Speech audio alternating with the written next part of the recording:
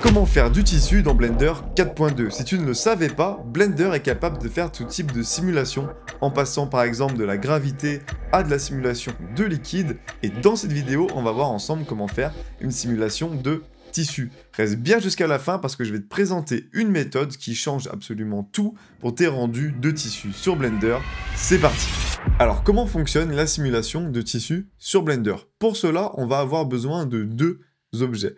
Le premier objet va être le tissu, et le deuxième objet va être un objet avec lequel le tissu va devoir entrer en collision. Ça peut être le sol, ça peut être un porte-serviette si vous faites des serviettes, ça peut être un lit si vous faites un drap pour un lit par exemple, etc. Nous ici, on va prendre deux objets très simples. On va prendre un plan plat pour faire le tissu, et on va prendre une sphère pour faire la surface sur laquelle le tissu va venir se poser. Donc pour ça, on va supprimer tous les objets qui sont dans la scène.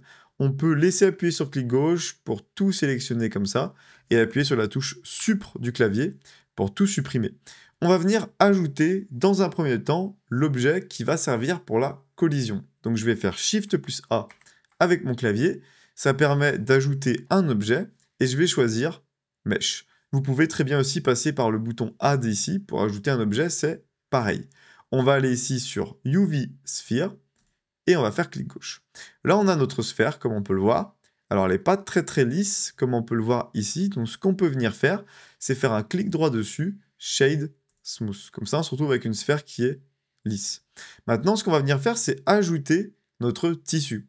Pareil, on va faire Shift plus A, et on va aller sur Mesh, et on va prendre le premier, Plane. Donc, le plan qu'on a juste là, on va prendre la petite flèche à gauche, ou alors on fait G, puis la touche Z du clavier, donc G, Z, et on va monter le tissu au-dessus de la sphère comme ceci.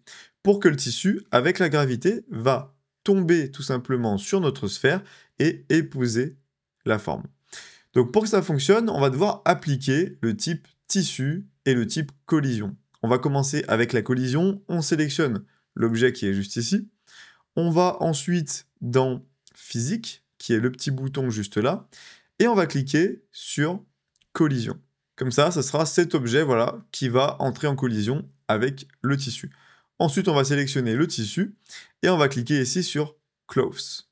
Et là, on va avoir tout un tas de paramètres. Je vais vous en présenter quelques-uns dans cette vidéo, parce que ça mériterait une vidéo de formation voilà, complète dessus. Là déjà, si on appuie sur Play dans la timeline, on va voir un petit peu qu'est-ce qui se passe. Alors j'appuie sur Play, et voilà, on peut voir que le tissu tombe, on peut voir qu'il rebondit un petit peu aussi, donc il se passe quelque chose au niveau de notre animation sur Blender. Mais on peut voir que voilà, le plan ne se plie pas, il ne prend pas la forme de l'objet, on dirait vraiment du plastique un petit peu rigide. Alors pourquoi ? Déjà, ce qu'on va faire, c'est qu'on va appuyer sur S en sélectionnant le tissu pour augmenter un petit peu sa taille. Ensuite, ce qu'on va venir faire, c'est ajouter des subdivisions, c'est-à-dire qu'on va ajouter des points, ajouter des faces sur notre mèche. Parce que comme actuellement, on n'a qu'une seule face, en fait, notre objet ne peut pas se plier. Il a besoin d'être coupé en plein de petites faces, plein de petites coupures, afin de pouvoir se plier, se déformer et prendre la forme de l'objet. Et pour vous illustrer ça, je vais vous afficher à l'écran ce short que j'ai fait sur YouTube et également sur mon Instagram. Et en fait, comme on peut le voir, j'augmente le nombre de subdivisions, donc le nombre de faces et le nombre de points de mon tissu. Et on peut voir que ça augmente la qualité, la résolution de la simulation de tissu. Donc c'est exactement ce qu'on va venir faire maintenant. Donc pour ça, on va cliquer sur le tissu, on va passer en mode Edit avec la touche Tab, et on va faire clic droit dessus, et on va cliquer sur Subdivide. Là, on peut voir qu'on a une première découpe. On va refaire clic droit, recliquer sur Subdivide. On peut voir qu'on a encore plus de découpes. On va repasser en mode objet. On va appuyer sur Play et on va voir ce qui se passe. Et voilà, on peut voir qu'on a une résolution un peu plus élevée. Maintenant, vous l'aurez compris, plus on a de subdivisions et plus on a quelque chose de qualité. Donc, on va repasser en mode Edit et on va faire Subdivide plusieurs fois. Comme ça, c'est déjà pas mal. On va repasser en mode objet, et on va appuyer sur Play. On peut voir déjà que ça rame un petit peu plus au niveau du PC, mais on commence à avoir un truc plutôt sympa. Petit tips pour lisser un petit peu le résultat, parce que comme on peut le voir, il y a encore des petits carrés. On va faire clic droit, Shade Smooth sur notre tissu. et c'est déjà légèrement mieux. Maintenant, on va voir comment on va pouvoir améliorer un petit peu la qualité. Également, je serais curieux de savoir pourquoi est-ce que vous avez besoin de tissus sur Blender, voilà, sur quel projet vous travaillez en ce moment, qui a besoin de ce type de simulation. Je serais très curieux de le savoir, je lirai tous les commentaires, donc surtout, n'hésitez pas à me dire tout ça en commentaire. Alors du coup, comment on va améliorer un petit peu notre simulation? On va regarder un petit peu les paramètres.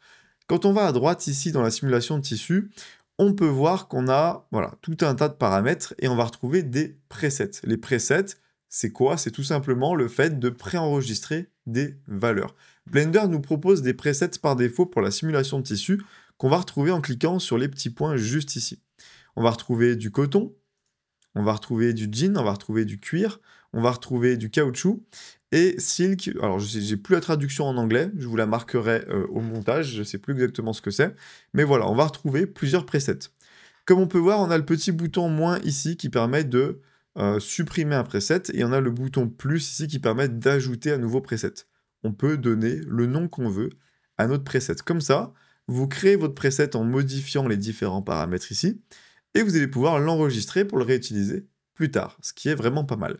Nous, on va mettre le preset Lever pour vous montrer un petit peu ce que ça change. Je clique sur Laser, on peut voir que par exemple au niveau de Vertex Mass, donc c'est la masse des points, on est à 0,4 kg. On peut voir qu'en qualité, on est monté de 5 à 15. Et on peut voir surtout qu'en tension, compression, shear, on est monté à 80, ce qui est quand même beaucoup plus, et 150 pour bending. Bending, c'est vraiment... vous allez voir que plus on met une valeur élevée sur bending, moins l'objet se plie sur lui-même, plus il est rigide, et plus on met une valeur faible, et plus il est le contraire de rigide, c'est-à-dire il se plie en plein de petites pliures, etc. Là maintenant, ce qu'on peut voir si j'appuie sur Play, c'est que déjà ça met encore un peu plus de temps à charger, et on va retrouver quelque chose, comme je le disais, de beaucoup plus rigide. Comme on peut le voir, on a des plis qui sont beaucoup plus amples, beaucoup plus grands, etc. Ça ressemble beaucoup plus à du cuir. Donc le but, ça va être de tester un petit peu tous les paramètres qu'on a là pour comprendre un peu ce que ça change pour obtenir le résultat que vous souhaitez. Il y a quelque chose d'assez important que je voulais vous montrer, c'est le cache qu'on va retrouver juste là. Alors je clique ici sur cache, je descends un petit peu, et comme son nom l'indique, ça va nous permettre de précalculer notre simulation afin de pouvoir se balader dans la timeline de Blender, donc dans notre animation, sans ramer, parce que actuellement, tout est calculé en temps réel, donc on a un Blender qui fait un petit peu n'importe quoi, comme on peut voir, qui rame un petit peu, etc.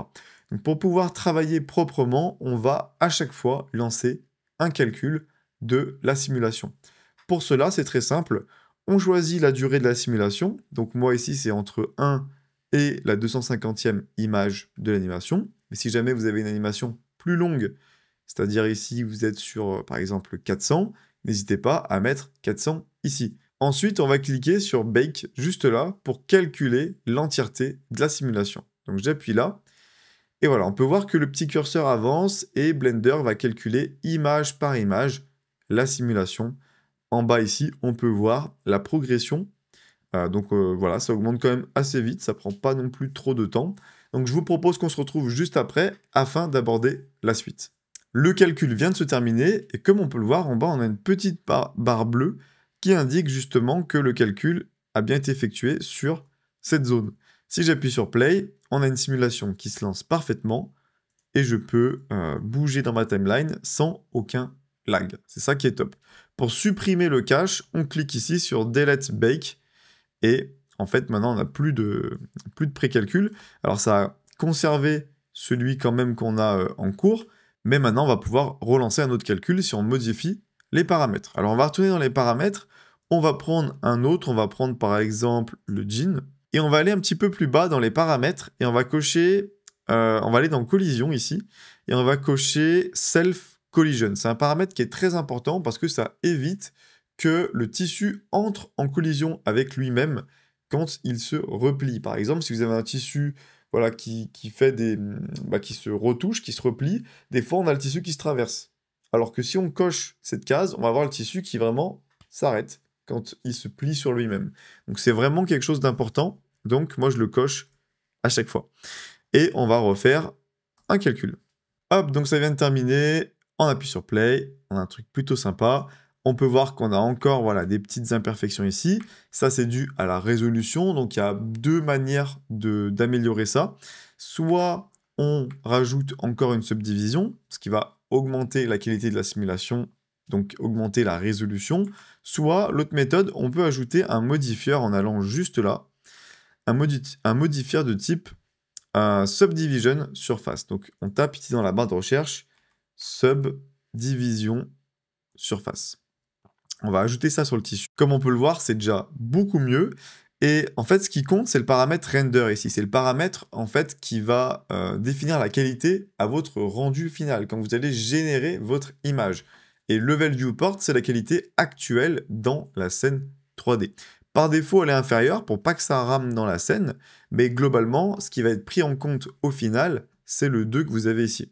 Si vous voulez voir un aperçu, vous pouvez faire un rendu ou alors vous mettre sur 2 ici, et comme ça on peut voir on a quelque chose de 100% lisse, et voilà, c'est vraiment magnifique, c'est juste parfait. Si jamais tu souhaites savoir comment faire un rendu, faire ta première création, générer tes premières images de synthèse en 3D avec Blender, j'ai créé pour toi une formation 100% gratuite. C'est le premier lien en description, et à l'intérieur tu vas même retrouver un PDF avec les raccourcis clavier qui sont juste essentiels si tu souhaites progresser et aller plus loin dans Blender. Donc vraiment, si tu débutes, ça serait bête de ne pas avoir toutes les bases pour pouvoir suivre les autres tutos. Donc vraiment, je te recommande d'aller rejoindre cette formation gratuite. Alors maintenant, je vais vous montrer la fonctionnalité dont je vous ai parlé dans l'introduction qui va nous permettre d'ajouter du réalisme au tissu. En fait, c'est un outil qui va nous permettre de créer des pliures exactement où on veut sur notre tissu pour avoir quelque chose qui n'est pas 100% parfait. Par exemple, si vous faites un lit, on va pouvoir ajouter des pliures, faire un lit qui n'est pas très bien bordé, faire un lit qui est un petit peu froissé, etc. par exemple. Donc c'est un outil qui va nous permettre de faire ça. Alors comment ça fonctionne? Déjà, pour que ça puisse fonctionner, on va devoir appliquer la simulation et appliquer le modifieur subdivision. Ça veut dire qu'il n'y aura plus d'animation. Ça veut dire qu'on ne va plus pouvoir voir ça. On va dire qu'on va figer le tissu. Le tissu va être fixe, on ne pourra plus revenir en arrière, on ne pourra plus voilà, changer les paramètres, on va dire qu'on va le valider comme il est, afin de pouvoir générer ensuite une image, c'est-à-dire un rendu. Donc si vous allez ici dans les modifieurs, en cliquant sur le tissu, et en cliquant juste là, et en cliquant sur appliquer, eh ben on n'a plus de simulation de tissu.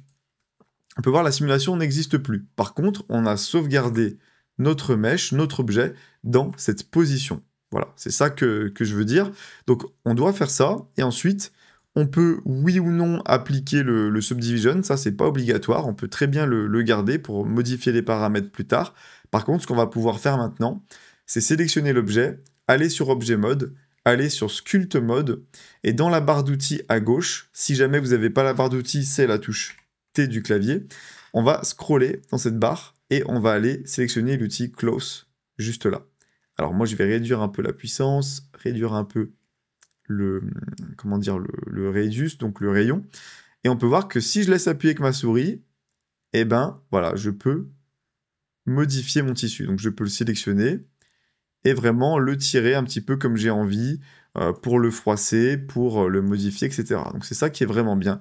Alors ça se voit super bien quand le tissu est à plat, par exemple sur un lit, etc. Alors j'ai caché la sphère, comme ça on n'a plus le tissu qui va traverser pour vraiment voilà, vous montrer un petit peu ce qui se passe quand on utilise cet outil. Voilà, sinon niveau raccourci clavier, on peut appuyer sur la touche F, ça permet d'agrandir le rayon. Donc là on peut voir on fait une très grosse modif, ou alors on peut appuyer sur F, voilà, et au contraire réduire pour avoir quelque chose de beaucoup plus fin et agir sur une petite surface directement. Donc voilà pour cette vidéo sur le tissu sur Blender, j'espère qu'elle vous a plu, n'hésitez pas à me le faire savoir en likant la vidéo, ça m'aide énormément, et puis bien sûr à vous abonner si ce n'est pas déjà fait. Donc voilà, c'était Alex, et je vous dis à très bientôt pour la prochaine vidéo. Ciao!